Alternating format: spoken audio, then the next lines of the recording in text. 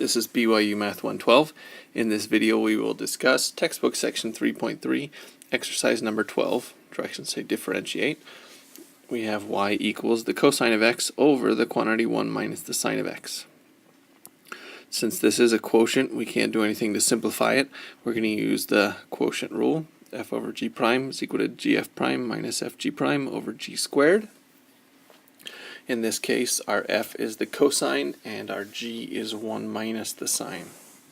So y prime is going to be equal to g, which is the bottom, 1 minus the sine of x, times f prime, which is the top. Derivative of cosine is negative sine of x. Then we have minus f, which is our top, cosine of x, times the derivative of the bottom, g prime. Derivative of 1 is 0 since it's constant, and derivative of negative sine is negative cosine of x. And on the bottom we have g squared, so 1 minus sine x squared. So we can simplify some things on the top.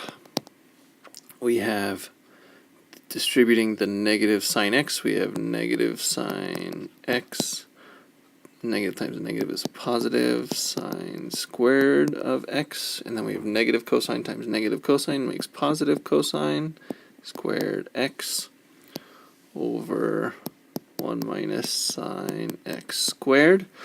And now I hope you will notice that we have one of our favorite trig identities, the one we should know above all others, is that sine squared x plus cosine squared x is equal to, you've got it, 1.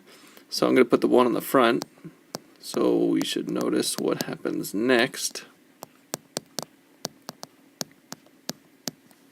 We have 1 minus sine x on the top, 1 minus sine x squared on the bottom. We can cancel,